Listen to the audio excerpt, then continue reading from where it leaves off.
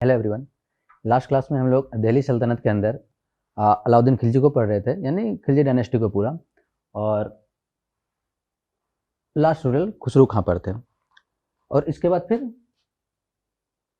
तुगलक वंश स्टार्ट होता है। ठीक है, एक मिनट। खुसरू खां एक्चुअली में कौन था? ये पहले एक हिंदू था। इसको फोर्सिबली कन्वर्ट किया गया था इस्लाम के अंदर अलाउद्दीन खिलजी के टाइम पर। और ये उसका एक सेनापति था, जैसे कि उसका एक सेनापति उलुग खां था या मलिक कफूर था। इवन इसने और मलिक कफूर ने काफ़ी कैंपेन किया है साउथ इंडिया में। अब जैसे काकतिया, होयसल, द्वार समुद्र, इन सारे पर जो अटैक किया था ये मलिक कफूर के साथ था। होता क्या कि 1316 ईस्वी में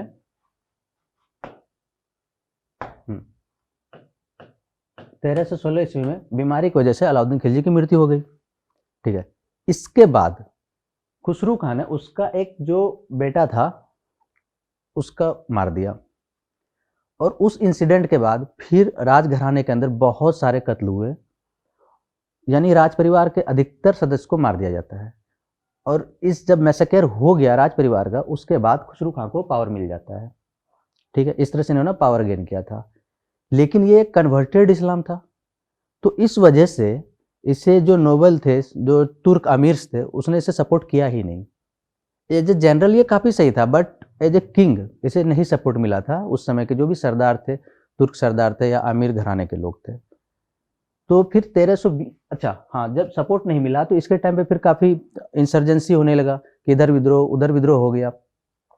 और इसी एक विद्रोह में गयासुद्दीन तुगलक, जो गाजी मलिक के नाम से था, पंजाब का गवर्नर था, उसने विद्रोह किया और फिर इसे खत्म कर दिया 1320 ईस्वी में। ठीक है, खुसरू खां को किसने मार दिया? गयासुद्दीन गाजी मलिक, जिसने कि बाद में जाके गयासुद्दीन तुगलक के नाम से शासन किया और तुगलक वंश की स्थापना की। कब स्टार्ट हुआ ये? 1320 में। तो आज अपना पूरा टॉपिक तुगलक वंश का है। ठीक है, तुगलक डायनेस्टी के अंदर दिल्ली सल्तनत का कंसोलिडेशन भी हुआ है, एक्सपेंशन भी हुआ है, मतलब मजबूत भी हुआ और बढ़ा भी। सबसे पहले इसमें कौन सा हुआ राजा? 1320 में गयासुद्दीन तुगलक। इवन एक ये वर्ड है तुगलक, ये वर्ड यहाँ तो तुगलक है, फिर तुगलक लिखा हुआ है। ठीक है,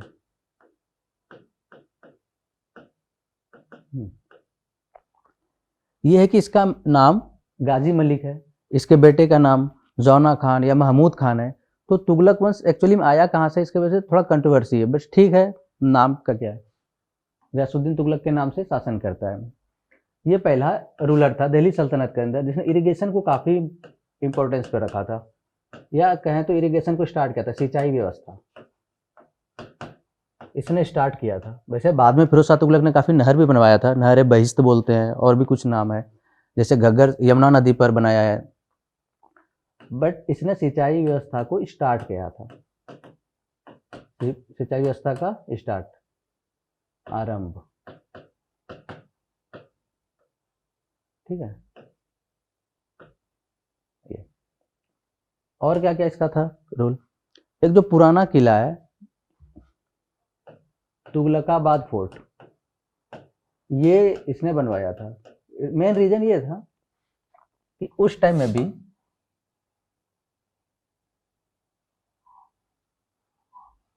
ये जो अपना एक पॉलिटिकल मैप होगा इंडिया का, ठीक है, इस जगह अभी भी मंगोल था और मंगोल बार बार इधर से आक्रमण करता था। तो तुगलकाबाद को इसलिए बनाया गया था ताकि वो मंगोल के इन्वेजन को रोक सके और डिफेंड कर सके खुद की टेरिटरी को। तो मेन रीजन था तुगलकाबाद फोर्ट बनाने का कि वो मंगोल से खुद को सुरक्षा कर सके। ठीक है, इधर से मंगोल आता था। अच्छा, अब उसके बाद इसका जो एक एक्सपेंशन होता है गयासुद्दीन तुगलक का, इसका टेरिटरी जो कुछ भी ऐसा है,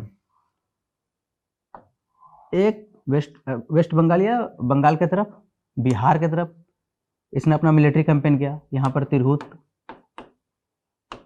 ठीक है, और एक बंगाल में लखनौती जगह, तो उतना इंपॉर्टेंट नहीं है, बट लखनौती की तरफ इसने एक आक्रमण किया, एक बिहार में तिरहुत को दिया।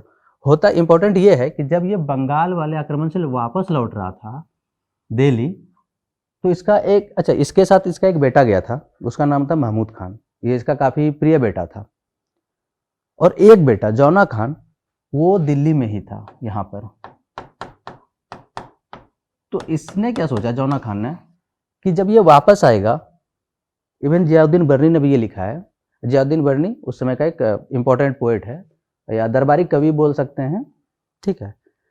तो उसने लिखा है कि जौना खान ने अपने ही बाप को मारने के लिए एक वुडन स्ट्रक्चर बनाता है जिसका कि बेस होता ही नहीं है, कि यहाँ पर आकर वो रुकेंगे बाप बेटा दोनों, और फिर ये वुडन स्ट्रक्चर किसी तरह ढह जाए और वो सब मर जाए उसके अंदर। कुछ ने कहता है कि उस पर बिजली गिर गया, मतलब अलग अलग लोगों ने अलग अलग तरीके से लिखा है। बट जौना खान पे आरोप होता है अपने बाप को मारने का, तो इसकी मृत्यु हो जाती है कैसे? तो एक लकड़ी का स्ट्रक्चर था, उसको कोलैप्स होने से, वुडन स्ट्रक्चर कोलैप्स,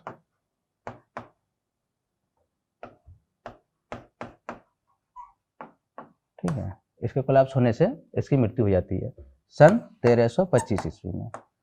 और इसके बाद फिर अच्छा, इसमें तो ये डेथ हुआ और इसके बेटे का भी डेथ हो गया, महमूद खान का। तब फिर राजा कौन बना? जौना खान। जौना खान जब राजा बनता है तो इसने अपना नाम चेंज किया मोहम्मद बिन तुगलक के नाम से। तो बिन तुगलक देखेंगे आप, बहुत अरेबियन या पर्शियन में यूज होता है, इसका मतलब होता है बेटा। मोहम्मद बिन तुगलक मतलब मोहम्मद, तुगलक का बेटा, तुगलक का बेटा, बिन मतलब बेटा, का बेटा, तुगलक का बेटा मोहम्मद, ठीक है। तो जौना खान अपना नाम चेंज करके मोहम्मद बिन तुगलक से अपना शासन करता है। कब से? 1325 ईस्वी से, ठीक है। इस पर आरोप भी लगा था अपने बाप को मारने का। इसका शासन काफ़ी तरीके से लोग असेसमेंट करते हैं इसका, क्योंकि इसने काफ़ी सारा डिसीजन लिया था, कुछ काफ़ी कंट्रोवर्शियल डिसीजन था इसके टाइम पर, और बहुत सारा डिसीजन ऐसा था कि जो आज भी हम देखते हैं, ठीक है। अलाउद्दीन खिलजी के बाद अगर किसी ने बहुत स्ट्रांग डिसीजन लिया था दिल्ली सल्तनत के अंदर, ये मोहम्मद बिन तुगलक था। एक तो इसका एक्सपेंशन बहुत ज़्यादा हुआ था, जैसे उस टाइम पे जो भी टेरिटरी थी,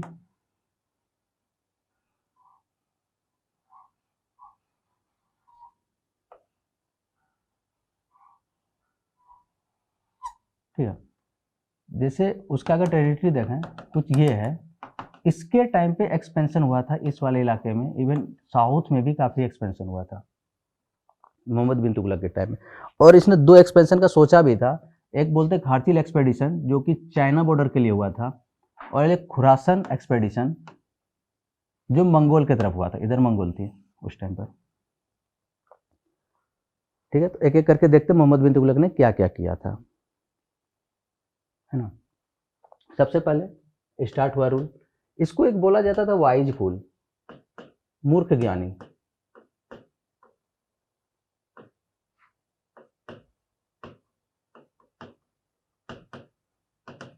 ये तो सीधे जीके में पूछ लिया जाता है कि वाइज फूल किसे बोला जाता है, मोहम्मद बिन तुगलक को क्यों बोला जाता है, इसका कुछ डिसीजन था, एक एक करके डिसीजन देखते हैं। अगर पूरे सिस्टम को देखें तो जब हम लोग इल्तुतमिश का पढ़े थे कि चहलगामी था, 40 सरदार का ग्रुप था, बलबन ने उसे खत्म कर दिया, बट उसका अभी भी एक डोमिनेंस था गवर्नेंस के अंदर, दिल्ली सल्तनत के अंदर जो तुर्क अमीर थे उसका चलती तो था। मोहम्मद बिन तुगलक ने वो चीज़ खत्म कर दिया था। खत्म ये कर दिया, वो अमीर से मिलने के बजाय वो देखते थे कि जो नॉन अमीर से, मतलब कोई और जैसे किसी कास्ट, वो इवन वो कास्ट बेसिस पे ज़्यादा देखते थे कि अच्छा ये सोनार है, ये लोहार है, ये मतलब वो जाति ऑक्यूपेशन वाला जाति से वो उन लोगों को मिलना ज़्यादा पसंद करते थे बजाय को किसी अमीर से मिले। तो इसलिए सरदार का काफ़ी विरोध हो रहा था इसके टाइम पर, ये एक वजह था। दूसरा इसने क्या क्या किया था, इसने टोकन करेंसी स्टार्ट हुआ था इसके टाइम पर, बहुत इंपॉर्टेंट है ये टोकन करेंसी, इसको एक बार समझते हैं।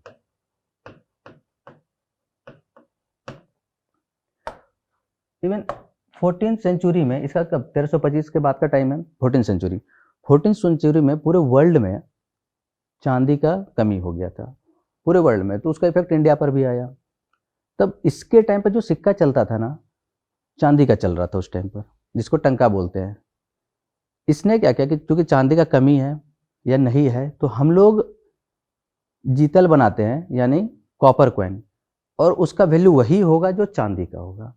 तो ये उस टाइम के लिए बहुत एक मिस्टेक था, ब्लंडर था कि सेम वैल्यू रखे चांदी का और कॉपर का, ठीक है। और इससे एक और चीज़ ये हुआ कि जो लोग थे वो खुद भी अपना मतलब करेंसी बना रहे थे, तो इस वजह से होता ये कि राज कंट्रोल खत्म हो जाता है। जैसे अभी हम सोचते हैं ना कि जाली नोट चला गया, अब हम लोग खुद ही अगर जाली नोट बनाने लगे और मार्केट में सर्कुलेट हो गया, तो गवर्नमेंट के लिए, इवन आम पब्लिक के लिए भी ये डिसाइड करना दिक्कत हो, कौन सा सही है कौन सा गलत है। और उस टाइम पर ये हुआ।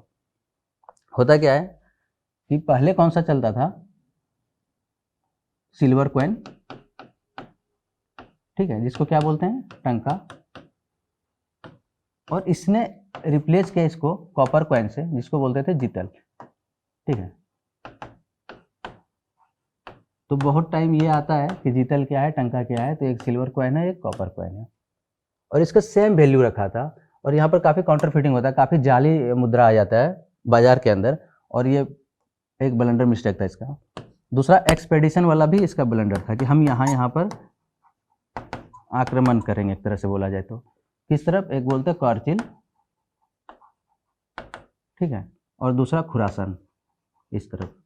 खुरासन किसके लिए था, मेनली मंगोल्स के लिए था, और इधर चाइना बॉर्डर के लिए था। ये इवन दोनों में क्या नहीं, काफ़ी ज़्यादा इसमें धन भी खर्च हुआ था, वन, ठीक है। मतलब कि ये पूरा आर्मी बुला लिया, खर्च कर लिया, ट्रेनिंग हो गया, सब कुछ हो गया, अब करना था नहीं किया, ठीक है। एक इसका था राजधानी का स्थानांतरण, मतलब दिल्ली से दौलताबाद, ठीक है, देवगिरी या दौलताबाद।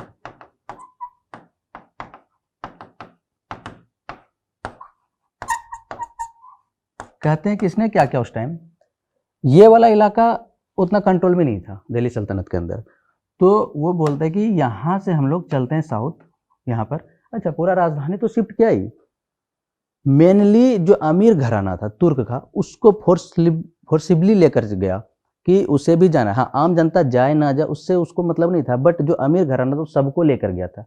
इवन कहते रास्ते में बहुत सारे लोग मर गए। और अच्छा, यहाँ पहुंचने के बाद फिर क्या हुआ, इस तरफ से मंगोल का आक्रमण हो गया पंजाब में, मतलब इस वाले इलाके में, तो वापस ये रिटर्न होता है दिल्ली, और फिर से वही कि सब लोग चलो। तो ये एक ब्लंडर था, मतलब खुद चला जाता तो ठीक है, सारे को लेकर जाना, फिर रास्ते में बहुत लोगों की मृत्यु, जानवर का मृत्यु, और वापस आना, उसमें भी काफ़ी लोग का डेथ हो गया। तो ये एक बहुत गलत डिसीजन था इसके लिए। अच्छा, एग्रीकल्चर में क्या किया इसने, दिल्ली के आसपास के इलाके में टैक्स काफ़ी बढ़ा दिया, टैक्स बढ़ा दिया, और मतलब सरकार से कुछ मदद मिला नहीं आम जनता को, तो सिर्फ टैक्स। तो कुछ लोगों ने क्या किया कि छोड़ दिया, खेती ही छोड़ दिया कि हमको खेती नहीं करना है, वो जंगल चला गया या कुछ और ऑक्यूपेशन को अपना लिया। उसके बाद फेमाइन आया और काफ़ी लोग उसमें मर गए। कहते हैं इस घटना के बाद जब अकाल से लोगों की मृत्यु हो गई, तो 2.5 साल तक मोहम्मद बिन तुगलक दिल्ली के पास एक जगह है, वहाँ पे जाके एक कैंप बनाया, और उसके अंदर 2.5 साल तक रह गया। वो स्वर्ग द्वार नाम का वो कैंप था। फिर वहाँ से आता है वापस, और स्थिति देखता है कि मतलब एग्रीकल्चर में कुछ तो करना चाहिए लोगों की सहायता के लिए, तब उसने एक डिपार्टमेंट बनाता है दीवाने कोही के नाम से। तो ये भी एक होता है कि दीवाने कोही किसने बनाया था, ठीक है, डिपार्टमेंट था, एग्रीकल्चर डिपार्टमेंट था, दीवाने कोही, ये मोहम्मद बिन तुगलक ने बनाया था, ठीक है, एग्रीकल्चर के लिए था ये एग्री डिपार्टमेंट, ठीक है, ये हो गया। और फिर लास्ट में जाके इसकी मृत्यु हो जाती है। तो इसकी मृत्यु पर भी बर्नी ने लिखा है कि राजा को प्रजा से मुक्ति मिल गया और प्रजा को राजा से मुक्ति मिल गया। ये इसी के मौत पर लिखा था बर्नी ने।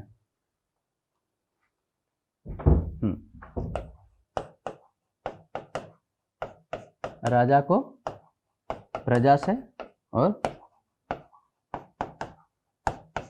प्रजा को राजा से मुक्ति, जियाउद्दीन बर्नी ने लिखा था, ठीक है। तो ये सीधा स्टेटमेंट आता है कि बर्नी का कथन ये किसके लिए है, किस राजा के लिए, तो मोहम्मद बिन तुगलक।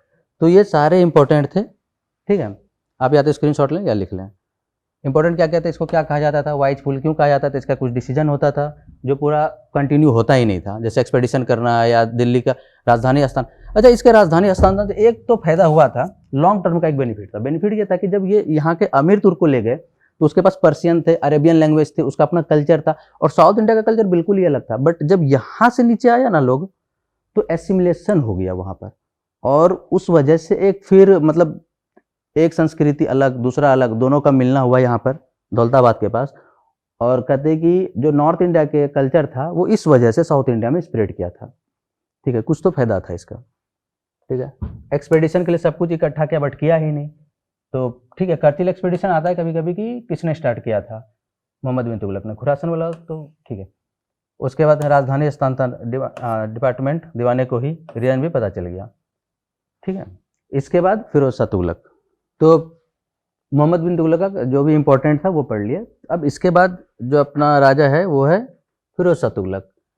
अच्छा, ये क्या है, मोहम्मद बिन तुगलक ने क्या किया था, चलगामी के सरदार को या जो और भी दूसरे तुर्क थे, आमिर थे, उससे मिलना बंद कर दिया था और उसको काफ़ी सप्रेस किया था। तो वो लोग तो खुश था ही, जो भी सरदार था जिसका कि कंट्रोल भी होता था राजकाज में। फिरोज शाह तुगलक ने मोहम्मद बिन तुगलक के डिसीजन को काफ़ी कंपनसेट करने का कोशिश किया। पहले तो इसने ये किया, जो भी आमिर थे उसको वापस उसका ओहदा दिया, उसको वापस से वो रिस्पेक्ट भी मिलने लगा। और ये कहा गया कि अब सिस्टम के अंदर जैसे कि एक सरदार है किसी पोस्ट के लिए, अब उसका बेटा उस पोस्ट के लिए जाएगा, फिर उसका बेटा या उसका सन इन लॉ जो भी है या उसका कोई गुलाम, यानी कहते हैं कि शासन के अंदर हेरिडिटरी कर दिया, वंशानुगत शासन प्रणाली स्टार्ट कर दिया इसने। ठीक है, और ये सब इसलिए कर रहा था ताकि गवर्नेंस उसका सही से चले और विद्रोह ना हो। मोहम्मद बिन तुगलक के टाइम पे बहुत विद्रोह हुआ था। अच्छा हाँ, एक इंपॉर्टेंट है, मोहम्मद बिन तुगलक के टाइम पर विद्रोह हुआ था और हरिहर और बुक्का नाम के दो लोगों ने विजयनगर को सेपरेट कर लिया था यहाँ से। हरिहर बुक्का ने, ये घटना है 1336 ईस्वी का। इसने विजयनगर साम्राज्य बना लिया था इसी के टाइम पर। एक और चीज़ बना था बहमनी, वो भी साउथ इंडिया का था। बहमनी हसन बहमन शाह या हसन गंगू बोलते हैं, उसने भी अब खुद को स्वतंत्र घोषित कर लिया था। यानी इस जगह पर दो राज्य अस्तित्व में आया था। ठीक है, एक विजयनगर और दूसरा बहमनी। इसके टाइम पर ही स्वतंत्र हो गया और काफी इसके टाइम पर रिवोल्ट हो रहा था। तो इस सब को कंपनसेट करने के लिए इसने कंस्ट्रक्टिव काम काफी किया था, जैसे कि नहर बनवाया, शहर बनवाया, काफी डिपार्टमेंट भी बनवाए थे। और एक कर कर वो लिख लेते हैं। ये तो वंशानुगत कर दिया था। ठीक है, सेकेंड है सिटीज, 4 नए शहर।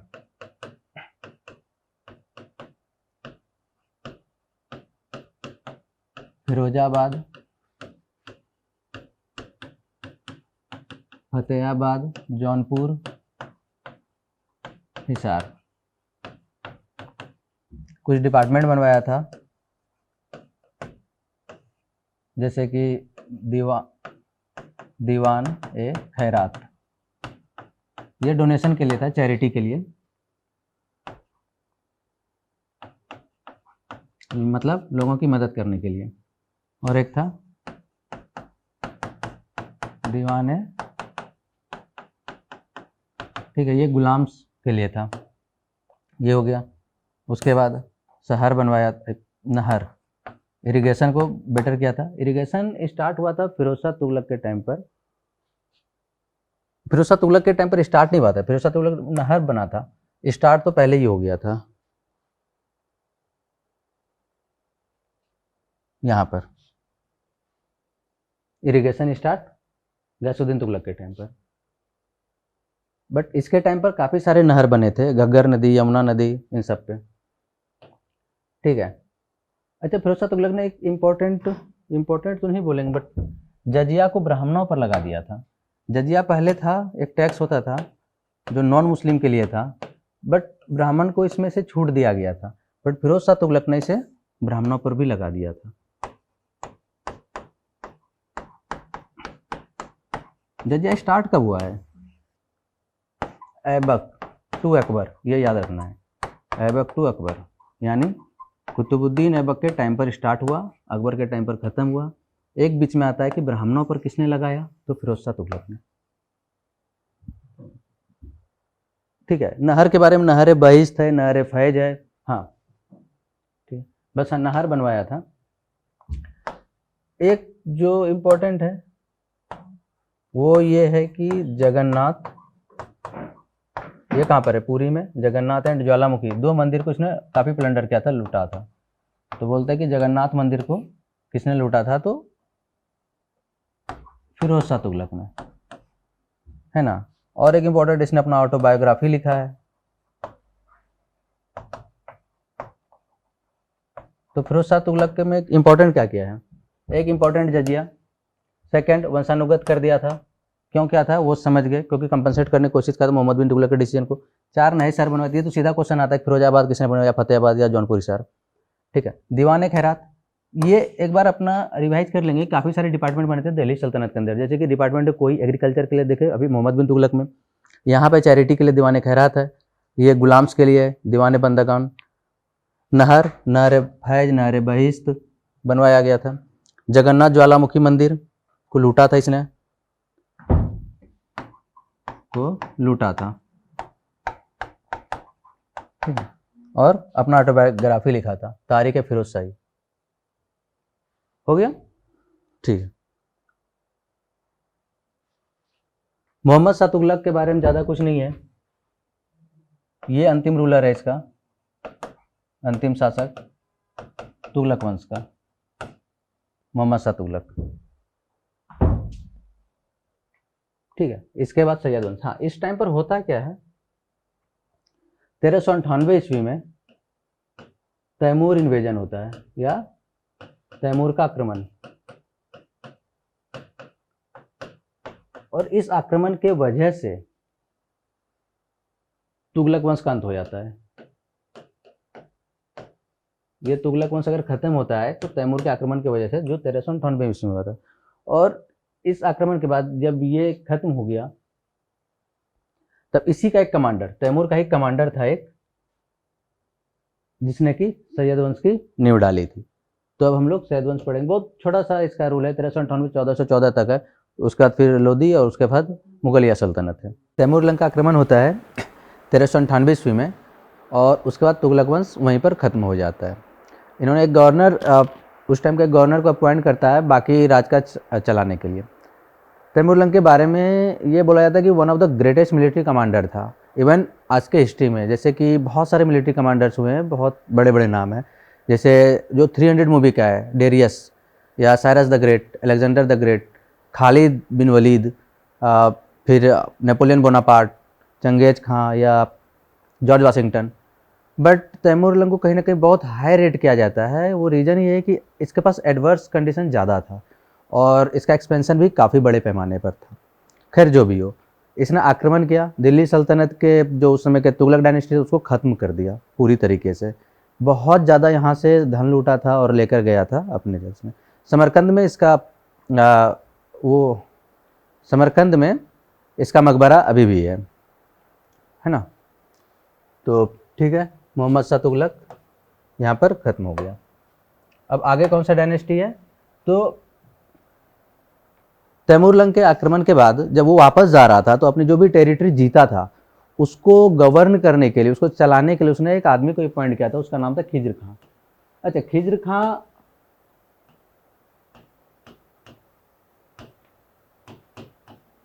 ये तो एक गवर्नर था जिसको अपॉइंट हुआ था। इसका सैयद वंश इसलिए नाम पड़ता है, कहते हैं कि ये व्यक्ति खिज्र खां प्रॉफेट मोहम्मद के वंशज से आते थे और इस वजह से इस डायनेस्टी का नाम पड़ता है सैयद वंश, ठीक ना।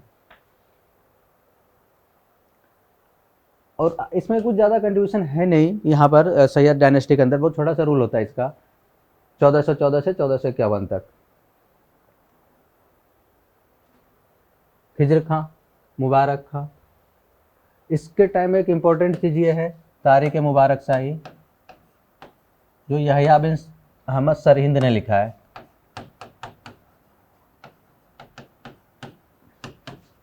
बुक का नाम है तारीख मुबारक शाही, यहया बिन अहमद सरहिंद। बिन लगाते उसके बेटा को बताने के लिए, यानी कि अहमद सरहिंद का बेटा यहया, अहमद सरहिंद, ठीक है। फिरोज शाह तुगलक के टाइम पे एक तो ऑटोबायोग्राफी लिखा था, ये किस नाम से था, एक बार इसको लिख लेते हैं। ये था फुतवात फिरोज शाही, फुतवात फिरोज शाही,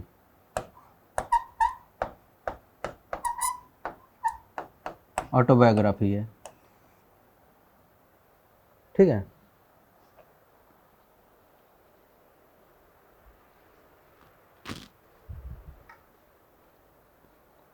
हाँ तो ये हो गया।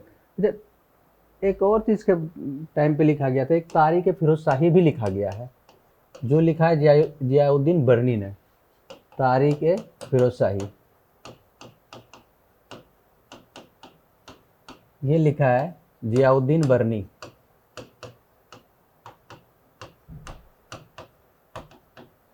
तो 3 बुक यहाँ पर देख लिए, एक फुतवात फिरोज शाही ऑटोबायोग्राफी जो खुद इसने लिखा है, एक तारीख फिरोज शाही वो लिखा है जियाउद्दीन बर्नी ने, और एक तारीख मुबारक शाही वो लिखा है यहया बिन अहमद सरहिंद ने, ठीक है। खिज़र खान के बारे में कुछ नहीं लिखना है कि बस फर्स्ट रूलर था या इस्टेब्लिश किया सैयद वंश को, सैयद वंश की स्थापना।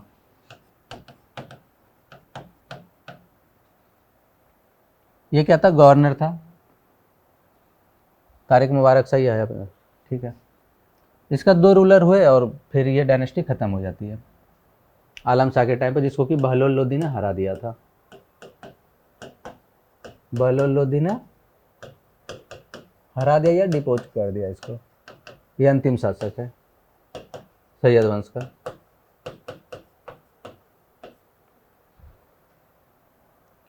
फिर यहाँ से लोदी डायनेस्टी। इंपॉर्टेंट बात यह है कि अभी तक दिल्ली सल्तनत में जितने भी रूलर्स हुए वो सब तुर्क रूलर थे, टर्किश रूलर थे। ये डायनेस्टी अफगान रूलर है, लोदी अफगान शासक। इंडियन हिस्ट्री में अफगान शासक इसके बाद आता है शेरशाह सूरी के टाइम पर, सूरवंश, और वो तो उसका कंट्रीब्यूशन बहुत ज़्यादा है इंडियन हिस्ट्री में देखें तुम। बाकी लोदी वंश स्थापना किसने किया, बहलोल लोदी। कुछ इंपॉर्टेंट लाइन है बस उसको लिख लेते हैं।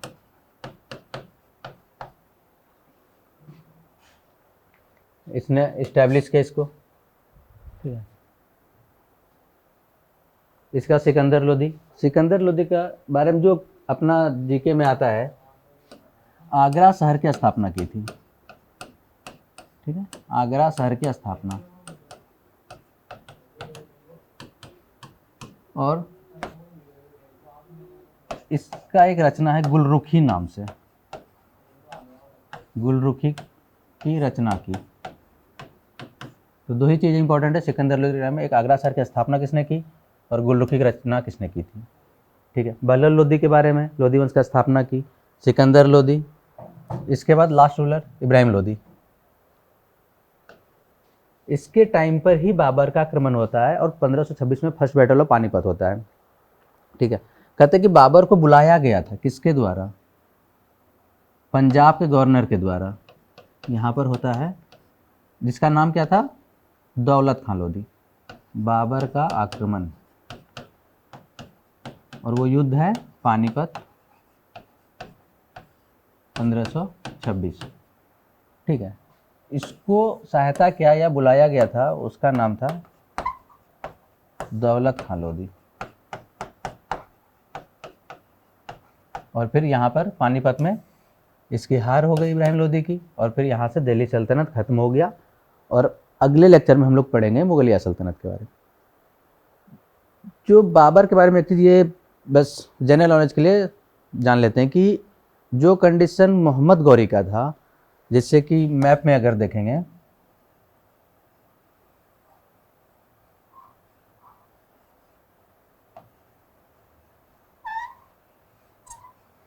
ठीक है, ये भी इधर अफगानिस्तान के पास ही था। इसके पास भी कोई चॉइस नहीं था कि वो इधर जा सके या इधर जा सके। तो जो चॉइस मिला इसको अपना एक्सपेंशन के लिए, वो इंडिया ही मिला था। बाबर इस वजह से इधर आया था। जैसे मोहम्मद गौरी के टाइम में एम्पायर था, इस तरफ सल्जुक था, या इस तरफ और भी एक, इस तरफ तो लड़ाई चल रहा था उसका। बाबर के पास भी ना वो इस तरफ एक्सपेंड कर पा रहा था, ना इस तरफ एक्सपेंड कर पा रहे थे, मतलब काफ़ी लड़ाई भी होती है। तो उसके पास जो ईजी था एक्सपेंशन वो इस तरफ ही था। और यहाँ पर तो पंजाब वालों ने बुलाया ही था इस दौलत खान लोदी ने कि आप दिल्ली पर आक्रमण करें और इब्राहिम लोदी को हटा दें। तो इस वजह से बाबर यहाँ पर आया था, ठीक है। अब नेक्स्ट लेक्चर से मुगलिया सल्तनत देखेंगे।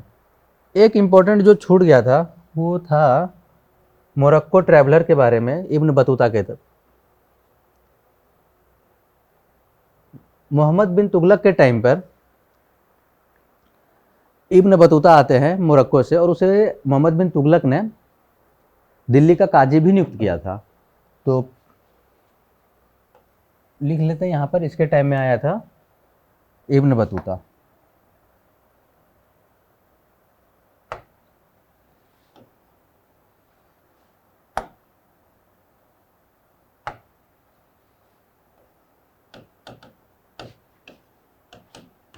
ये आता है कि किसके टाइम पर इब्न बतूता भारत आया था।